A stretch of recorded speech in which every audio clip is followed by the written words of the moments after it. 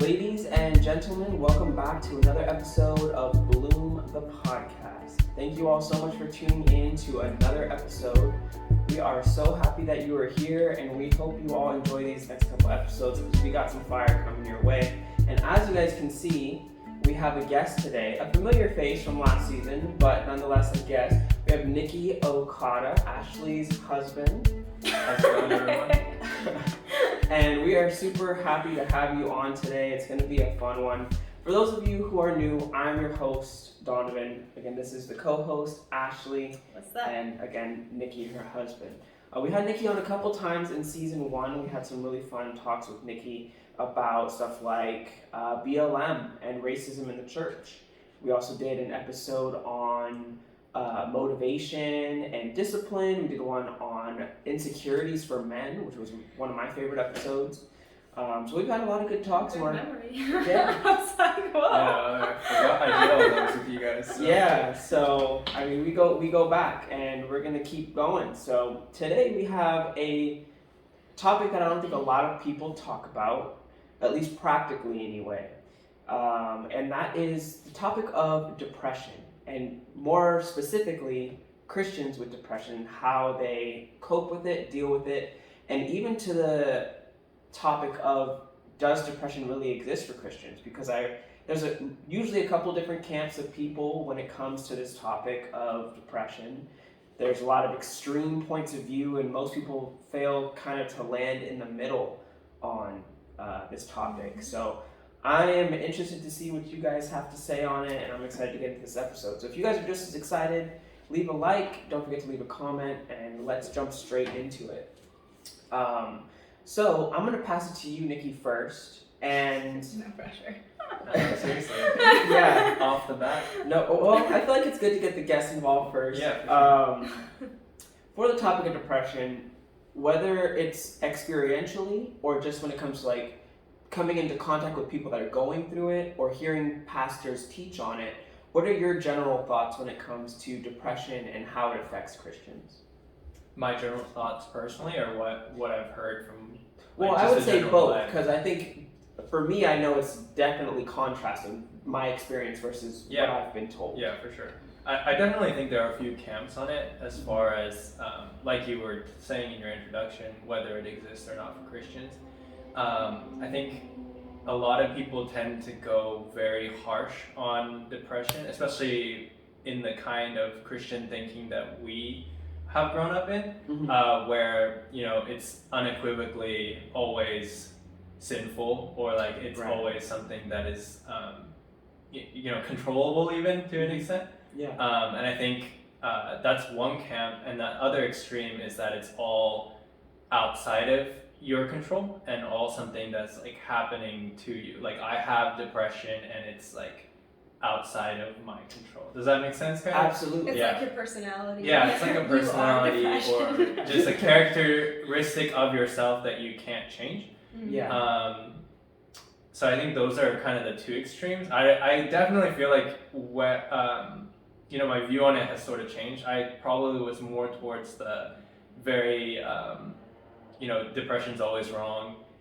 You never have, like, it's never anything other than your own sinfulness, I would say. Right. Prior to more recent years, where I think my view has kind of shifted more towards a middle ground, maybe, of where I do think that there are circumstances that aggravate your tendency maybe towards depression, or that certain people have a tendency towards that.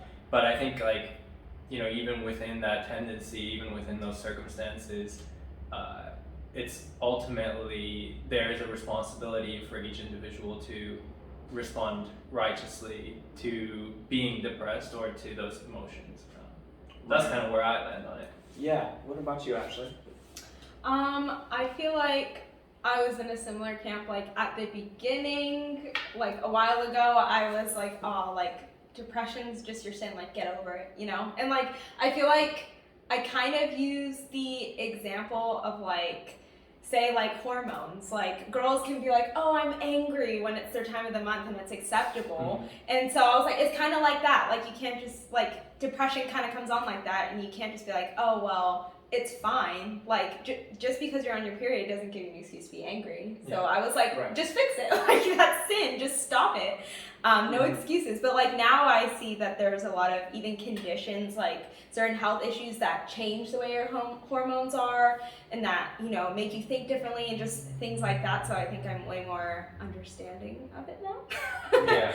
More balanced. Yeah, I think I definitely had a lack of compassion before, and that's kind of more balanced out Yeah. now. I think it's one of those things where until you go through it'll be hard to kind of feel empathetic or to really understand Yeah. what it's like. And I know for myself, before I felt kind of the same as you guys, where it's like, just get over yourself, pull your pants up, and like, let's roll. But like, you go through certain trials, you go through certain situations, and you kind of get a glimpse of what that feels like and like how it really affects your life. Mhm. And I think again, yeah, it's in the middle because we always have a responsibility to act in accordance with the Bible and how we're commanded to act. Mhm. But there also is the reality of life and the trials that we go through, and emotions and feelings are real. We can't base our life off them, but they are real and they affect you. So I think taking responsibility, but also, like you guys said, having compassion towards it is super important, because I think a lot of times when I've heard it preached on, it's either like you have a hormonal imbalance, take antidepressants and like you'll be good, or it's again like you're a heathen, like why are you sad? Mm-hmm. But yeah, so when it comes to emotion, it's hard to kind of regulate the balance between the two as far as your responsibility. So I would be interested to see, like, experientially for you guys, how do you go between like figuring out what part of it is just like controllable versus like, this is the situation, I'm going through this trial, like what can I do? Like how do you kind of Like how much of it balance is out of your control and how much of it Right. is experientially for you both? Yeah, I mean, I think, yeah, that's hard.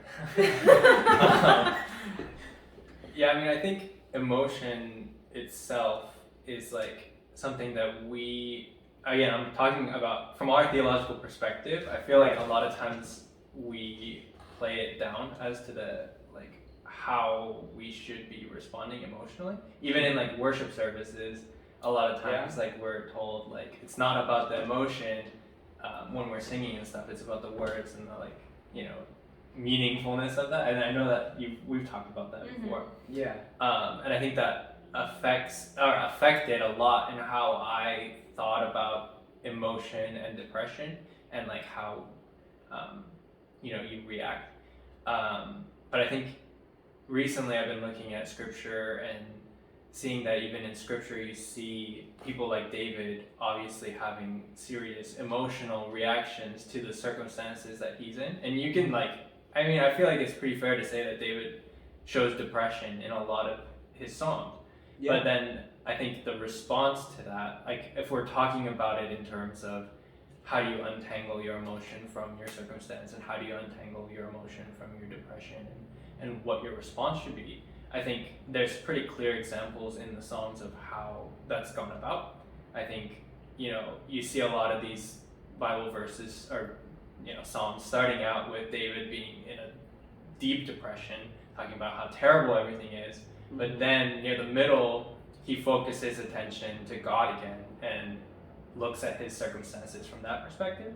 And I think that's where I've tried to go in my own life. I think I've often failed and ended up in a deeper state of depression where I'm just like upset at my current circumstances instead of looking at it through a biblical lens, or like upset at myself for not being able to, or like knowing that I should look through a biblical lens, but then realizing like, oh, I'm failing at that, and I'm very frustrated at God that I'm in my current circumstance, and it just like spirals down worse. It's like that circle of like you're depressed, and then you know you shouldn't be depressed. Yeah. So then you're upset at yourself for being depressed, and that makes you more depressed, and just keeps going around like that. Yeah, and I think a lot of it comes down to like all sin, it's about pride, and like you have a higher view of yourself than what is accurate, and like I think that's kind of where a lot of me being able to manage in depressing circumstances have been like,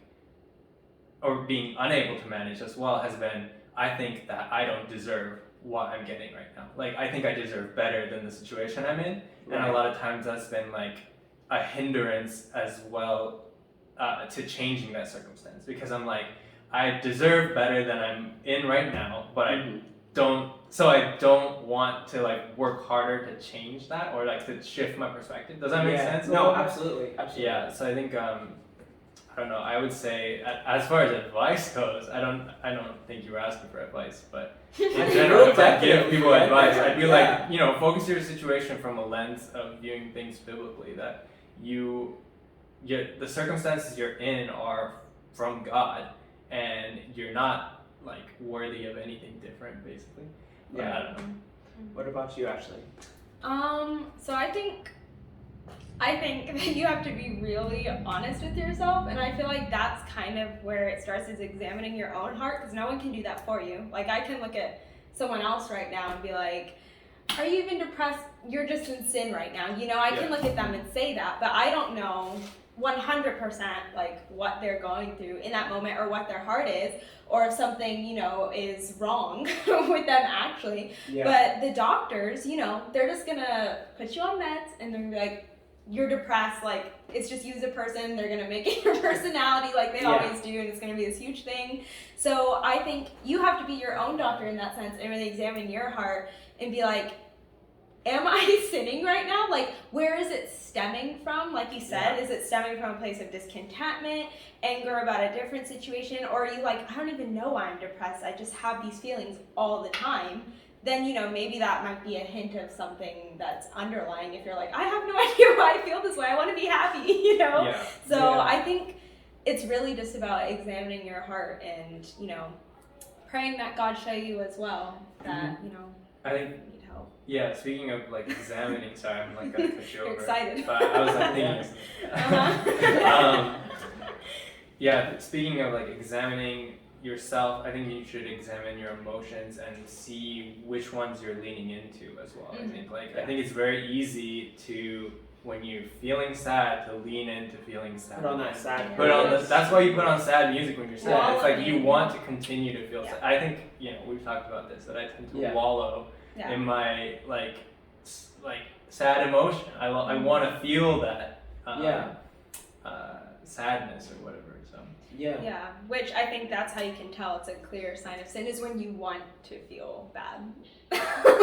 You're like, I want this to continue right now. I'm going to feed it and make it worse. Well, I think, and I've mentioned this on a previous episode too, I think at some point or another, and maybe this is just my experience, but when you get to such a low point where you're like kind of like numb to like your surroundings and your situation, you're kind of just sitting in it, and you want it to be over, but at the same time those feelings give you a sense of comfort, because it's like a security blanket. If you're feeling numb to everything else, there's like that security blanket of feeling sad, where if I do X, Y, or Z, or start dredging up X, Y, or Z memory, you're gonna feel this way. And it becomes this weird security blanket where even though you're putting yourself through suffering, it's still better than taking a different course of action to actually right the situation.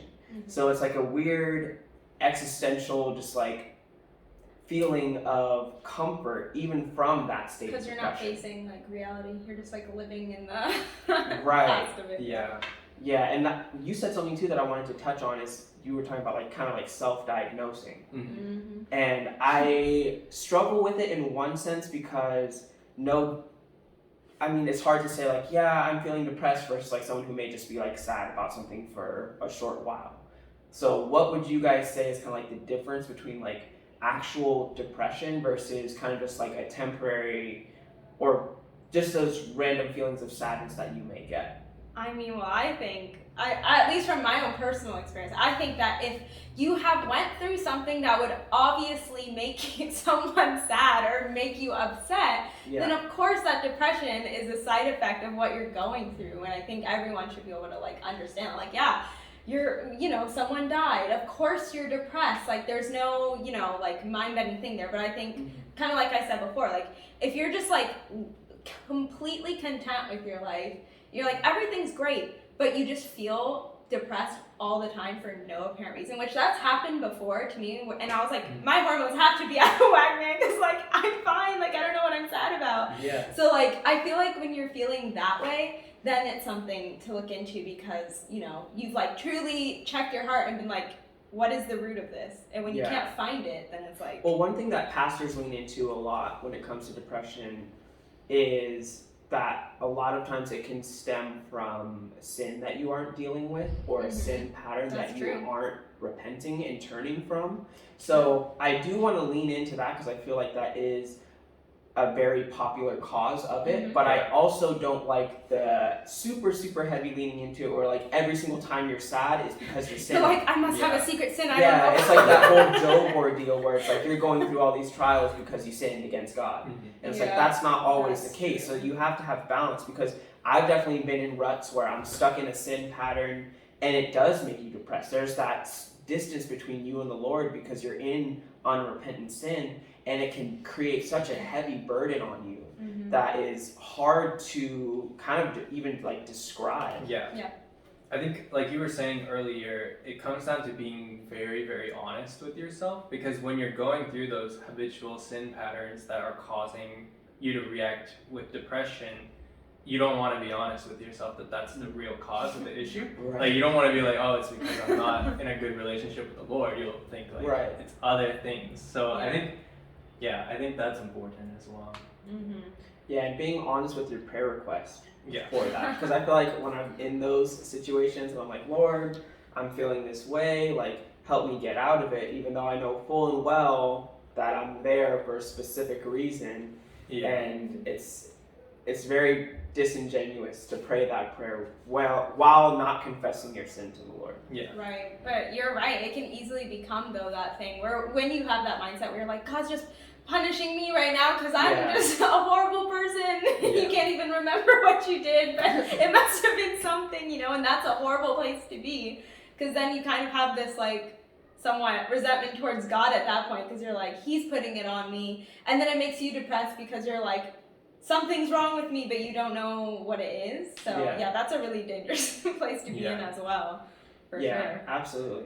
So for you guys in your life, if you're going through, or when you were going through a depressive episode or a season in life like that, what was kind of like your initial feelings in it versus like coming through to the other side?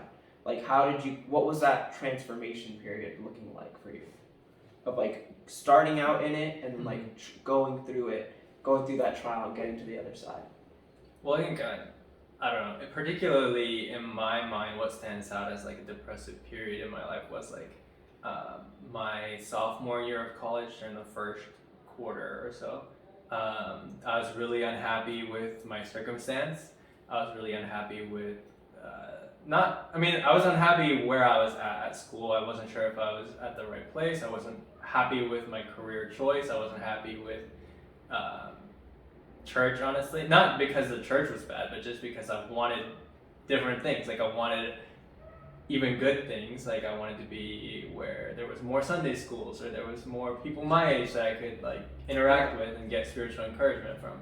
But instead of those being things that I prayed for or asked for, those were just things that drove me into deeper state of depression. And it honestly comes back again, like coming to the other side of it, when looking back, I can see that it was like I deserved more. That's what I thought in the moment, you know, and whether I was honest with myself or not, and even, you know, when I was getting counsel from people in my life about this depression, they were honest with me about what they saw as the problem, and I was like, you know, it's not that. It's just like I need to, you know, I just don't like where I'm at, and like it's whatever kind of thing. I wasn't very honest with myself about my issues with the Lord at that point as well. So, what do you think? For me, I feel like definitely for me it was like during, you know, our dating season where we went through a lot of drama. Won't get into that right now.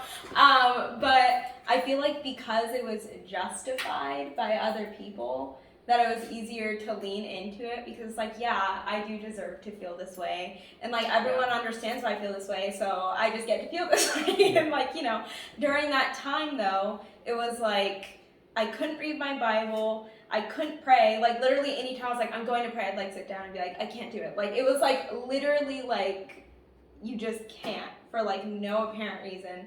And so I was like completely like, I felt far away from God, which I totally was. And then, you know, I was like, but it's because I'm like going through this, like making excuses, like of course. And I feel like that's kind of like my habit. Like if I just had someone who was encouraging me, like this would be so much better. Or like, you know, if just what ifs, and then I'll be better, you know, not like you fix yourself. It's like, I just need people to be better so I can like do what I need to do, you know? And so I think, I don't know, kind of thinking it from that point, it's like, do I really want to be that person? Like, I'm not an example when I'm going through a trial if I'm just like, completely forget God, I'm going through this and feel bad for me. Like, I want to be the person who's going through a trial and is like, I love God regardless, and I'm doing everything I need to be doing throughout the trial and be an example for other people through that. Yeah. So I think that's kind of like what I saw in myself and what I saw afterwards. But. Yeah. I think I can relate to both of those. I mean, I feel like I relate to Nicki a lot too. I think like when I was about like 19, like just going through a bunch of different stuff, and the Lord, like, I felt like I honestly was like doubting if I was even a Christian at that time. I was just like wondering like why my life was shaping out this way. Like all the things that I wanted to do and thought that my life was for at that point were just like stripped from under me. And I think that was one of the root causes, was where I placed my purpose. It wasn't placing my purpose in the Lord. So placing it in all these things that I thought, like you said, like I thought I deserved it. I thought I was worthy to have these things in my life, and that I earned them, and that I worked hard for it, and it should be this way. And when it's not, you fall into that state where you're just like, what's the point anymore?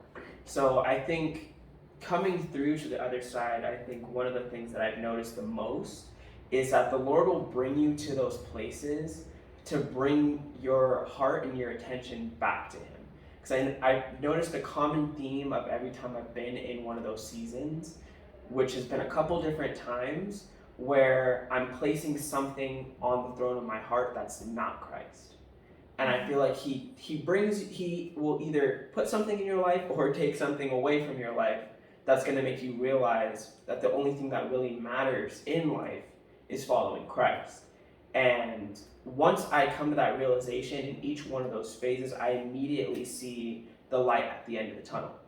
And it's like a clear snapshot of like what we see in the Bible, where the apostles are getting stoned, imprisoned, all kinds of crazy things that you would think would probably make people depressed, and going through just the craziest of trials and circumstances, but yet they're singing hymns, they're praying, they're praising, and all that is because their priority and their purpose is on Christ, not on the fleeting pleasures of life.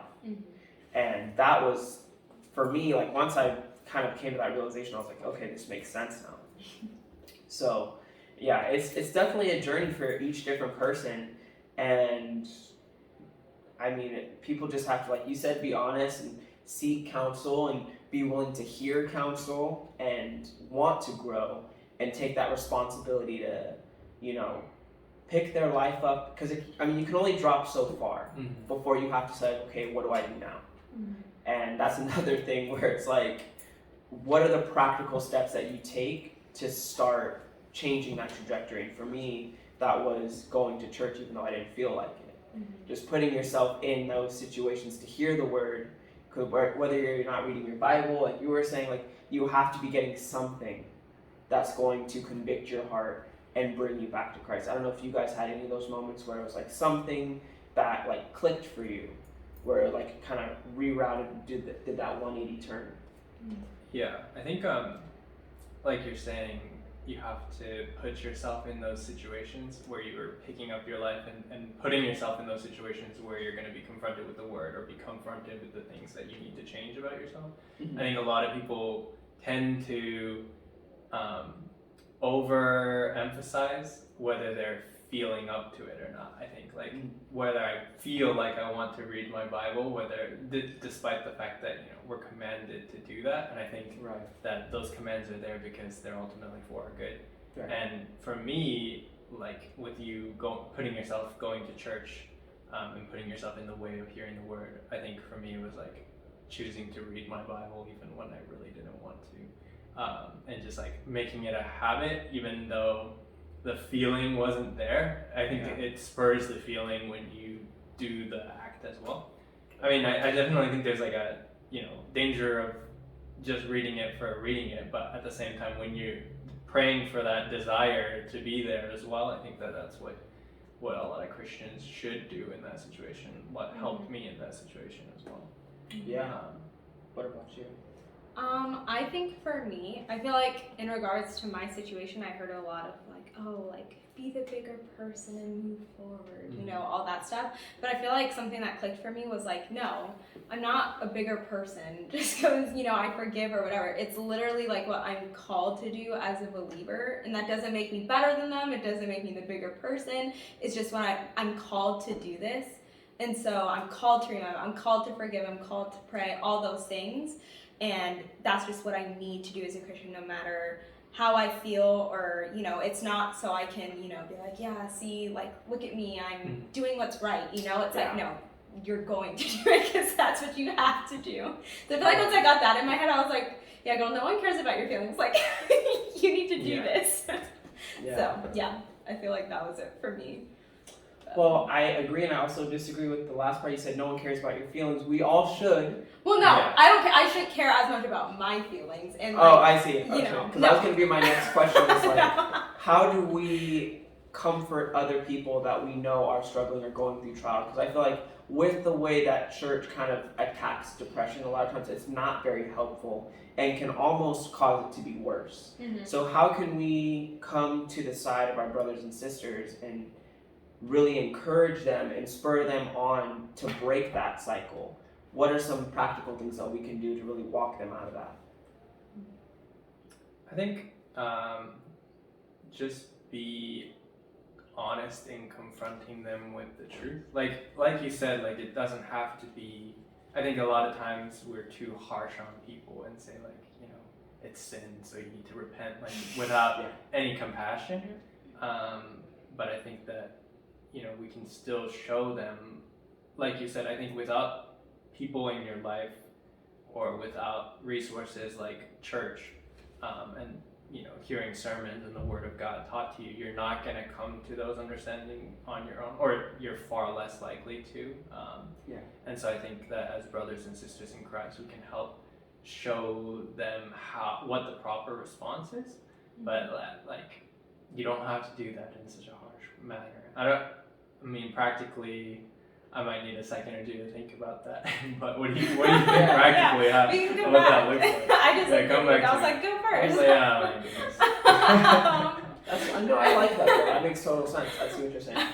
I think that kind of like going along with what you were saying, but I feel like an easy way of kind of confronting someone without really like coming at them, like a kind way of doing it, is to listen to them and then ask questions that kind of gets around to the final result of being like, okay, well, you just answered all these questions, and from the looks of it, it sounds like this is the root, right? Like they can kind of, like they can hear it themselves when you're asking very specific questions. And if that's not the case, like if they're not like in like a sinful way or something, then those questions won't go anywhere. It'll just be listening and asking questions to them. But I think another thing is I would really highly encourage people that even if their depression is something that's, hormones or whatever, to not let it become their personality or like, yeah, I'm depressed, or like to lean into it or use it as an excuse for anything. Like even if it's there, God's not going to give us something we can't handle. And so like, don't let it become you or overcome you to where you're like, well, it's just there. So, that's why I did this. Like, no, like God God's not like, yeah, I gave her depression, that's why she's sinning, you know? Yeah. No, that's not it. So I feel like, yeah, that would be my biggest advice to someone, is to not lean into it, even if it's, you know, there and there's nothing, you know, they can necessarily do about it. Yeah. I think also, like, don't be afraid to share your own experiences with those things that you've struggled with, as far as depression or other sins, or, you know, other circumstances like that, because you've gone through, God's allowed you to go through something in order for you to be a greater resource for His kingdom as well, I think.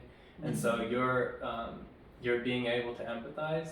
And I mean, not everyone will have the same circumstance, but at the same time, the Bible is clear that, you know, no temptation is something that you're experiencing on your own. Nothing new under the sun. Nothing new under the sun. And who is the ultimate one who can relate to all of your temptations and all your struggles? It's Christ. And so point people to how you also overcame that situation through Christ. Like, point them to how, or explain to them in your own life the things that you struggled with and how Christ triumphed over those situations. I think a lot of times that sheds light to them of, like, maybe He's able to help me in my circumstance as well, which ultimately He is able to. But again, that shouldn't be like, well, let me tell you about my depression. It was so much worse than yours. Like, my circumstances were awful, but at the same time, you can relate to someone, and you shouldn't be, like, hesitant to do that as well. You can't expect honesty from someone if you're not honest and Yeah. sharing your situation as well. I can't believe I forgot to write the reference down, but I just think of the verse that says, "Weep with those who weep and rejoice with those who rejoice." Yeah. Like, to, like, really feel for them. I think that's, like, I feel like we often, when we're dealing with someone who's sad, like, we're there just to, like, so that way they know that they're there, but we don't really feel what they're feeling. To, like, really put yourself in their shoes, to be present with them in that moment. If you gotta cry with them, cry with them. Like, each person's trial is subjective, and you may not think it's that big of a deal, but to them, that may be their world crumbling down before their very eyes. So, like, be there with them in that moment. And I think sometimes even not necessarily confronting immediately, like, maybe sit with them for a little bit and let them know that you genuinely care before you kind of drop that axe over their head and be like, hey, look, get your life together. Like, you know, like, really be there for them. And again, just like the Bible says, everything in love. So even when we confront them, making sure it comes from a place of love, knowing that this person cares about me and they're only telling me this because they love me and they want to see me come out of this. So I think just approaching it with a tender heart and with humility and making sure your intentions are pure when it comes to confronting that person, I think those are just some good ways to really just help them understand where they're at and make sure that they know that you care. Yeah. I think, like, a clear sign of, like, when you shouldn't say something is when you really want to say something. Like, when you go and you're like, I really want to, like, tell this person that they need to get their act together. Yeah, like, that's when you know. But if you're like, I really don't want to, like, say anything about this, like, I want them to come to me, like, you know, like, that's when you know your heart is in the right place to, like, speak genuinely with that person. So. I mean, I think it's easy to let the pendulum swing one way or the other too hard. Like, approach it from an intellectual way of, like, here's laying out the reasons why you're in sin. Or, like, you know, these are the reasons why you need to change these things about yourself. Or go the other end and just be, like, so overly sympathetic to everything in someone's life that it's like you're, you know, being sympathetic towards their wrong response as well. And I think, like, threading the you know, the line there of going down the middle and being able to, like you said, weep with those who weep, and know when it's time to confront as well. Assess the situation. Don't and, like, go I think talking. I think the advice you gave is really good, because I feel like I tend to be someone who's like, oh, it's okay, don't worry about it, even though I know what. He's a nice person. I don't like to confront people as much, but, you know, you can't just let people be, kind of thing, in those moments, and just sympathize. You have to sympathize and lovingly teach. And because you have to want to see the person grow. Like, I think a lot of times, especially in today's world, everyone's kind of pushing the mantra of, like, you're okay the way you are. It's like, no, you're not. No, we're not. Until we get to heaven, we're not okay the way that we are. Like, we have to continuously be striving to grow and to be better. Mhm. Like, we can't just sit and be complacent and be like, this is the way that I am, and people should just accept me for it. And no, that's not how we're supposed to approach life. So, wanting to see people grow and be better and be more Christ-like is ultimately the goal. So yeah, just being careful with the balance and confronting what needs to be confronted, but then also empathizing with what needs empathizing. Mhm. So I think that's really important. I kind of just wanted to close it out with one additional thought, kind of going back to what you were saying about the Psalms with David, about the focus and how it starts off with the depression and ends up with the glorifying of the Lord and praising Him. I think a big thing that contributes to that is remembering God's character and remembering that if you are a believer, everything that happens in your life is a blessing from Him. All the things that we have, all the things that we don't have, the trials we go through, the trials we don't go through, all those things are a blessing from Him. And remembering that the Lord is good and the Lord does good. And keeping that mental frame as we go through life, I feel like will cut down on a lot of the ways that we perceive our trials and perceive our circumstances. So with that, we're going to end this episode. Thank you all so much for tuning in to another episode. Hope you all enjoyed this one. Thank you, Nicki, for hopping on. It's a pleasure as always. Yeah, thanks for having me. Of course. Make sure you guys leave a like, comment, and subscribe, and we will see you all on the next episode.